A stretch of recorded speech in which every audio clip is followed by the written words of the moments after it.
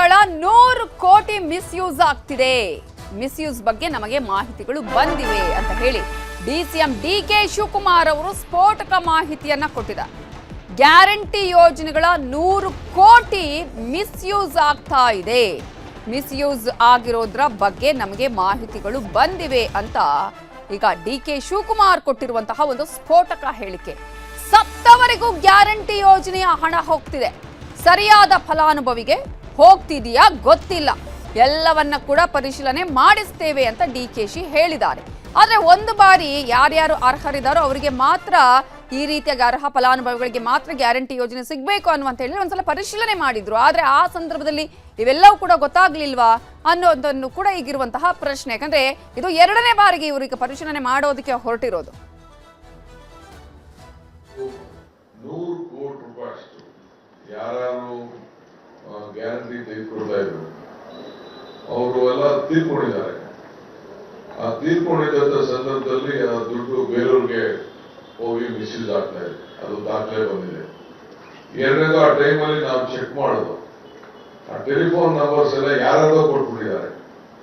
So ನಮಗೆ ಸರಿಯಾದ ಫಲಾನುಭವಿಗಳಿಗೆ ತಲುಪಿದ್ಯಾ ತಲುಪ್ತಾ ಇಲ್ವಾ ಅನ್ನೋದು ಕೂಡ ನಮಗೆ ಮುಖ್ಯವಾದಂತಹ ವಿಚಾರ. ಈ ವಿಚಾರದಲ್ಲಿ ನಾವು ಅದನ್ನ ಮತ್ತೆ ಅವರಿಗೆ ನಿಮ್ಮ ದಾಖಲೆಗಳನ್ನ ಸರಿಯಾದ ರೀತಿಯಲ್ಲಿ ಕೊಡಿ ಅಂತ ಕೇಳಲಿಕ್ಕೆ ಈಗಾಗಲೇ ಚರ್ಚೆ ಅನೇಕ ಸಲಹೆಗಳು ಬಂದಿದೆ. ಸುಮಾರು 100 ಕೋಟಿ ರೂಪಾಯಿ ಅಷ್ಟು ಯಾರು ಗೃಹಲಕ್ಷ್ಮಿ ಗೃಹ ಜ್ಯೋತಿ ಗ್ಯಾರಂಟಿಗಳ ಪರಿಷ್ಕರಣೆ ವಿಚಾರಕ್ಕೆ ಸಂಬಂಧಪಟ್ಟ ಹಾಗೆ ಕಾಂಗ್ರೆಸ್ನವರು ಕಳ್ಳನಾಟಕ ಮಾಡ್ತಾ ಇದ್ದಾರೆ ಅಂತ ಹೇಳಿ ವಿಪಕ್ಷ ನಾಯಕ ಆರ್ ಅಶೋಕ್ ವಾಗ್ದಾಳಿಯನ್ನ ಮಾಡಿದ್ದಾರೆ. ನಾಟಕ ಬೇರೆ, ಕಳ್ಳ ನಾಟಕ ಬೇರೆ. ಇವರು ಆಡ್ತಾ ಇರೋದು ನಾಟಕ ಅಲ್ಲ, ಕಳ್ಳ ನಾಟಕವನ್ನ ಆಡ್ತಾ ಇದ್ದಾರೆ. ಸತ್ತವರನ್ನ ಪಟ್ಟಿಯಿಂದ ತೆಗೆಯೋದು ನಿರಂತರ ಪ್ರಕ್ರಿಯೆ, ಅದಕ್ಕೆ ಯಾಕೆ ಅಭಿಯಾನ ಮಾಡೋದು ಇವರು ಅನ್ನುವ ಪ್ರಶ್ನೆಯನ್ನ ಕೇಳಿದ್ದಾರೆ ಆರ್ ಅಶೋಕ್. ಸರ್ಕಾರ ಪಾಪರ್ ಆಗಿದೆ, ಅದಕ್ಕೆ ಗ್ಯಾರಂಟಿ ಕೊಡೋದಕ್ಕೆ ಇವ್ರ ಹತ್ರ ಹಣ ಇಲ್ಲ, ಹಣವಿಲ್ಲದಕ್ಕೆ ಗ್ಯಾರಂಟಿ ಸ್ಕೀಮ್ ಕಮ್ಮಿ ಮಾಡ್ತಿದ್ದಾರೆ ಅಂತ ವಿಪಕ್ಷ ನಾಯಕ ಆರ್ ಅಶೋಕ್ ವಾಗ್ದಾಳಿಯನ್ನ ಮಾಡಿದ್ದಾರೆ. ಈಗಾಗಲೇ ಪರಿಷ್ಕರಣೆ ಮಾಡೋದಕ್ಕೆ ಸರ್ಕಾರ ಮತ್ತೆ ಮುಂದಾಗಿರೋದು. ಕಾರಣ ಈ ಒಂದು ಪರಿಶೀಲನೆ ಮಾಡುವಂತಹ ಸಂದರ್ಭದಲ್ಲಿ ಅರ್ಹ ಫಲಾನುಭವಿಗಳನ್ನ ಹೊರತುಪಡಿಸಿ ಇತರರಿಗೆ ಯಾರಿಗಾದ್ರೂ ಸಿಕ್ಕಿದ್ರೆ ಅದರಿಂದ ಒಂದಷ್ಟು ಹಣ ಉಳಿತಾಯ ಆಗತ್ತೆ. ಆ ಕಾರಣಕ್ಕಾಗಿ ಸರ್ಕಾರ ಮತ್ತೆ ಪರಿಶೀಲನೆ ಮಾಡೋದಕ್ಕೂ ಕೂಡ ಮುಂದಾಗಿದೆ.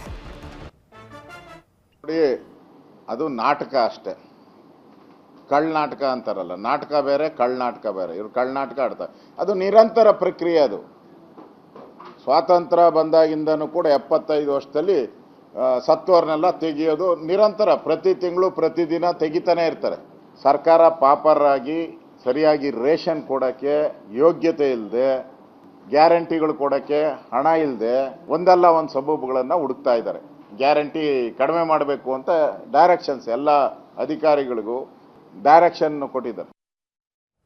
ಇದೇ ವಿಚಾರಕ್ಕೆ ಸಂಬಂಧಪಟ್ಟ ಹಾಗೆ ಇನ್ನಷ್ಟು ಡೀಟೇಲ್ಸ್ ಅನ್ನ ಕೊಡೋದಕ್ಕೆ ನಮ್ಮ ರಿಪೋರ್ಟರ್ ಕಾರ್ತಿಕ್ ನೇರ ಸಂಪರ್ಕದಲ್ಲಿ ಜಾಯ್ನ್ ಆಗಿದ್ದಾರೆ. ಕಾರ್ತಿಕ್, ಈಗಾಗಲೇ 100 ಕೋಟಿ ಮಿಸ್ಯೂಸ್ ಆಗಿದೆ ಅನ್ನುವಂತಹ ಹೇಳಿಕೆಯನ್ನ ಸ್ವತಃ ಡಿಕೆ ಶಿವಕುಮಾರ್ ಅವರು ಕೊಟ್ಟಿದ್ದಾರೆ. ಹೇಗೆ ಮಿಸ್ಯೂಸ್ ಆಗಿದೆ, ಯಾವ ರೀತಿಗೆ? ಹಾಗಾದ್ರೆ ಅಧಿಕಾರಿಗಳು ಇಲ್ಲಿವರೆಗೂ ಪರಿಶೀಲನೆ ಮಾಡಿಲ್ವಾ? ಜೊತೆಗೆ ಈ ಹಿಂದೆ ಒಂದ್ಸಾಲಿ ಪರಿಶೀಲನೆ ಮಾಡಿ ಮತ್ತೆಲ್ಲ ದಾಖಲೆಗಳನ್ನ ಪರಿಶೀಲನೆ ಮಾಡಿದ ಮೇಲೆನೆ ಮತ್ತೆ ಅರ್ಹ ಫಲಾನುಭವಿಗಳು ಯಾರು ಅನ್ನೋದು ಅವರಿಗೆ ಗ್ಯಾರಂಟಿಯ ಯೋಜನೆ ಹೋಗುವಂತಹ ಪ್ರಯತ್ನ ಆಯ್ತು. ಮತ್ತೆ ಏನಾಯ್ತು ಹಾಗಾದ್ರೆ?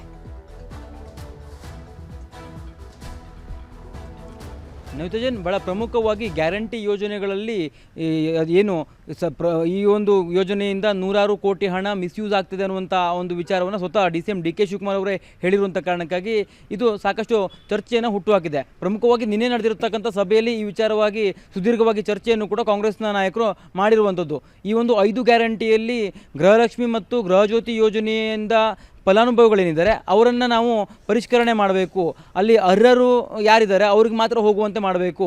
ಇಲ್ಲಿ ಅಂದರೆ ಆದಾಯ ತೆರಿಗೆಯನ್ನು ಕಟ್ತಾ ಇರ್ತಕ್ಕಂಥವರು ಕೂಡ ಈ ಯೋಜನೆಯನ್ನು ಪಡೆದುಕೊಳ್ತಾ ಇದ್ದಾರೆ. ಜೊತೆಗೆ ಒಂದೇ ಮನೆಯಲ್ಲಿ ಇಬ್ಬಿಬ್ಬರು ಗೃಹಲಕ್ಷ್ಮಿ ಹಣವನ್ನು ಪಡೆದುಕೊಳ್ತಾ ಇದ್ದಾರೆ. ಈ ರೀತಿಯಾಗಿ ಇದು ಸರ್ಕಾರದ ಬೊಕ್ಕಸಕ್ಕೆ ನಷ್ಟ ಆಗ್ತದೆ, ಇದು ಅಭಿವೃದ್ಧಿಗೂ ಕೂಡ ಸಮಸ್ಯೆಯನ್ನು ಉಂಟು ಮಾಡ್ತದೆ ಎನ್ನುವಂಥ ರೀತಿಯಲ್ಲಿ ಆಕ್ಷೇಪಗಳನ್ನು ಕೆಲವು ಶಾಸಕರು ಕೂಡ ಪ್ರಸ್ತಾಪ ಮಾಡ್ತಾರೆ. ಅದಾದ ನಂತರದಲ್ಲಿ ಸಿಎಂ ಸಿದ್ದರಾಮಯ್ಯ ಮತ್ತು ಡಿಸಿಎಂ ಡಿಕೆ ಶಿವಕುಮಾರ್ ಈ 2 ಯೋಜನೆಗಳೇನಿದೆ ಇದನ್ನು ಮರುಪರಿಷ್ಕರಣೆ ಮಾಡೋಣ ಅನ್ನುವಂಥ ರೀತಿಯಲ್ಲಿ ತೀರ್ಮಾನವನ್ನು ಕೂಡ ತೆಗೆದುಕೊಳ್ಳಲಾಗಿದೆ. ಅದನ್ನು ಸ್ವತಃ ಡಿಸಿಎಂ ಡಿಕೆ ಶಿವಕುಮಾರ್ ಅವರು ಇವತ್ತು ಸುದ್ದಿಗೋಷ್ಠಿಯಲ್ಲಿಯೂ ಕೂಡ ಪ್ರಸ್ತಾಪ ಮಾಡ್ತಾರೆ. ಈ ವಿಚಾರವನ್ನು ಯಾವಾಗ ಡಿಸಿಎಂ ಡಿಕೆ ಶಿವಕುಮಾರ್ ಅವರು ಪ್ರಸ್ತಾಪ ಮಾಡಿದ್ರು, ಅದಾದ ನಂತರದಲ್ಲಿ ವಿಪಕ್ಷಗಳು ಇದೇ ಒಂದು ವಿಚಾರವನ್ನು ಇಟ್ಕೊಂಡು ಸರ್ಕಾರದ ವಿರುದ್ಧ ಟೀಕಾ ಪ್ರಹಾರವನ್ನು ಮಾಡ್ತಾ ಇದೆ. ಆರ್ ಅಶೋಕ್ ಬಹಳ ಪ್ರಮುಖವಾಗಿ ಸರ್ಕಾರ ಈ ವಿಚಾರಕ್ಕೆ ಸಂಬಂಧಪಟ್ಟಂತೆ ಕಳ್ಳಾಟವನ್ನು ಆಡ್ತಾ ಇದೆ, ಸರ್ಕಾರದ ಬಳಿ ಹಣ ಇಲ್ಲ, ಅಧಿಕಾರಿಗಳು ಈ ವಿಚಾರವನ್ನು ಇವರಿಗೆ ಹೇಳಿರುವಂಥ ಕಾರಣಕ್ಕಾಗಿ ಈ ಒಂದು ಹಣದ ಕೊರತೆ ಹಿನ್ನೆಲೆಯಲ್ಲಿ ಇವರು ಅಭಿಯಾನವನ್ನು ಮಾಡೋದಕ್ಕೆ ಹೊರಟಿದ್ದಾರೆ. ಈ ಯೋಜನೆಯನ್ನು ಮರುಪರಿಷ್ಕರಣೆಯನ್ನು ಮಾಡ್ತೀನಿ ಅಂತ ಈಗ ಹೇಳ್ತಾ ಇದ್ದಾರೆ. ಇವ್ರ ಬಳಿ ಹಣವೇ ಇಲ್ಲ ಅನ್ನುವಂಥ ರೀತಿಯಲ್ಲಿ ವಾಗ್ದಾಳಿಯನ್ನು ಮಾಡಿದ್ದಾರೆ. ಪ್ರಮುಖವಾಗಿ ನಿನ್ನೆ ನಡೆದಂಥ ಚರ್ಚೆಯಲ್ಲಿ ಅಲ್ಲಿ ಉಲ್ಲೇಖ ಆಗಿರುವಂಥದ್ದು ಸುಮಾರು 100 ಕೋಟಿಗೂ ಅಧಿಕ ಮೊತ್ತ ಪ್ರತಿ ತಿಂಗಳು ನಷ್ಟ ಆಗ್ತದೆ ಸರ್ಕಾರಕ್ಕೆ ಅನ್ನುವಂಥದ್ದು. ಅಲ್ಲಿ ಉಲ್ಲೇಖವನ್ನು ಮಾಡಿರುವಂಥ ಅಂಶಗಳೇನು ಅಂತಂದರೆ, ಇಲ್ಲಿ ಪ್ರತಿಯೊಬ್ಬರು ಮನೆಯಲ್ಲಿ ಒಬ್ಬರಿಗೆ ಮಾತ್ರ ಗೃಹಲಕ್ಷ್ಮಿ ಯೋಜನೆಯನ್ನು ನಾವು ಕೊಡಬೇಕಿತ್ತು. ಆದರೆ ಅಲ್ಲಿ BPL ಕಾರ್ಡನ್ನು ಎರಡೆರಡು ಹೊಂದಿರತಕ್ಕಂಥ ಮನೆಯವರೇನಿದ್ದಾರೆ ಅವರು ಇಬ್ಬಿಬ್ಬರು ಗೃಹಲಕ್ಷ್ಮಿ ಹಣವನ್ನು ಪಡೆದುಕೊಳ್ತಾರೆ. ಜೊತೆಗೆ ಸತ್ತಂಥವರ ಖಾತೆಗೂ ಕೂಡ ಹಣ ಹೋಗ್ತಾ ಇದೆ ಅನ್ನುವಂಥ ರೀತಿಯಲ್ಲಿ ಸ್ವತಃ ಸರ್ಕಾರದ ಶಾಸಕರೇ ಹೇಳಿರ್ತಕ್ಕಂಥ ಕಾರಣಕ್ಕಾಗಿ ಇದನ್ನು ಗಂಭೀರವಾಗಿ CM ಸಿದ್ದರಾಮಯ್ಯ ಮತ್ತು DCM DK ಶಿವಕುಮಾರ್ ತೆಗೆದುಕೊಂಡಿದ್ದಾರೆ. ಜೊತೆಗೆ ಮರುಪರಿಷ್ಕರಣೆಯನ್ನು ಮಾಡೋದಕ್ಕೂ ಕೂಡ ಸರ್ಕಾರ ಚಿಂತನೆಯನ್ನು ಮಾಡ್ತದೆ. ಇಲ್ಲಿ ಪ್ರಮುಖವಾಗಿರುವಂಥ ವಿಷಯ ಏನಪ್ಪ ಅಂತಂದರೆ, ಗ್ಯಾರಂಟಿಗಳನ್ನು ಪ್ರಚಾರ ಮಾಡೋದಕ್ಕಾಗಿಯೇ ಇವರೊಂದು ಸಮಿತಿಯನ್ನು ರಚನೆ ಮಾಡಿದ್ದಾರೆ. ಹಾಗಾದರೆ ಈ ಸಮಿತಿಯ ಕೆಲಸ ಏನು?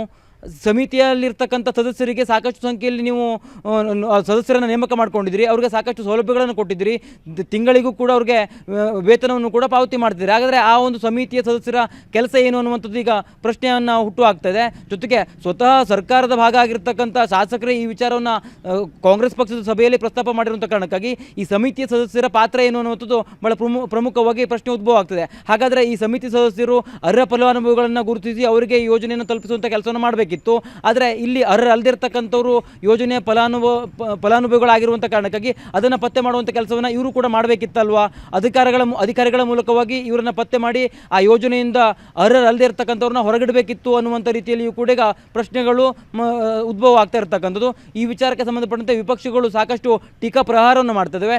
ಅಭಿಯಾನವನ್ನು ಏನು ಮಾಡ್ತಾ ಇದ್ದಾರಲ್ಲ, ಮಾಡೋದಕ್ಕೆ ಹೊರಟಿದ್ದಾರಲ್ಲ, ಇದು ಸುಮ್ಮನೆ ಸರ್ಕಾರದಲ್ಲಿ ಹಣ ಇಲ್ಲ ಅನ್ನುವಂಥದ್ದನ್ನು ಅವರು ಹೇಳ್ಕೊಳ್ಳೋಕ್ಕಾಗದೆ ಈ ರೀತಿಯ ಪರಿಷ್ಕರಣೆಯನ್ನು ಮಾಡಿ ಒಂದಿಷ್ಟು ಜನರನ್ನು ಹೊರಗಿಡುವಂಥ ಒಂದು ತಂತ್ರಗಾರಿಕೆ ಅನ್ನುವಂಥ ರೀತಿಯಲ್ಲಿ ಟೀಕೆಯನ್ನು ಮಾಡ್ತಿದ್ದಾರೆ. ಒಟ್ಟಾರೆಯಾಗಿ ಈ ಒಂದು ಯೋಜನೆಯ ಸಂಬಂಧಪಟ್ಟಂತೆ ಈಗ ಏನು ಪರಿಷ್ಕರಣೆ ಮಾಡೋದಕ್ಕೆ ಸರ್ಕಾರ ಮುಂದಾಗಿದೆ, ಈ ಪರಿಷ್ಕರಣೆಯನ್ನು ಮಾಡಿದಂಥ ಸಂದರ್ಭದಲ್ಲಿ ಯಾರನ್ನೇ ಇವರು ಹೊರಗಿಡ್ತಾರೆ ಅಥವಾ ಅಷ್ಟರ ಮಟ್ಟಿಗೆ ಅಲ್ಲಿ ದುರುಪಯೋಗ ಆಗ್ತಾ ಇದೆಯಾ? ಹಾಗಾದರೆ 3 ವರ್ಷಗಳ ಅವಧಿ ಇವ್ರಿಗೆ ಬೇಕಾಯ್ತಾ? ಯಾರ್ಯಾರು ದುರುಪಯೋಗ ಮಾಡ್ಕೊಳ್ತಾ ಇದ್ದಾರೆ ಅನ್ನೋದನ್ನು ಪತ್ತೆ ಹಚ್ಚೋದಕ್ಕೆ ಅನ್ನುವಂಥ ಪ್ರಶ್ನೆಗಳು ಸಹಜವಾಗಿ ಉದ್ಭವ ಆಗ್ತಿರ್ತಕ್ಕಂಥದ್ದು. 100 ಕೋಟಿಯನ್ನು ಪ್ರತಿ ತಿಂಗಳು ನೀವು ಅಂದರೆ ಅರ್ಹರಲ್ದಿರ್ತಕ್ಕಂಥವ್ರಿಗೆ ಹೋಗ್ತಾ ಇದೆ ಅನ್ನೋದನ್ನು ಮನಗಂಡಿಯೂ ಕೂಡ ಇಷ್ಟು ವರ್ಷಗಳ ಕಾಲ ನೀವು ಯಾಕೆ ಈ ಒಂದು ಯೋಜನೆಯನ್ನು ಪರಿಷ್ಕರಣೆ ಮಾಡಿಲ್ಲ ಅನ್ನುವಂಥ ಪ್ರಶ್ನೆಯೂ ಕೂಡ ಸರ್ಕಾರದ ಮುಂದೆ ಬರುತ್ತೆ. Navita Jain, thank you Karthik ಡೀಟೇಲ್ಸ್ಗೆ.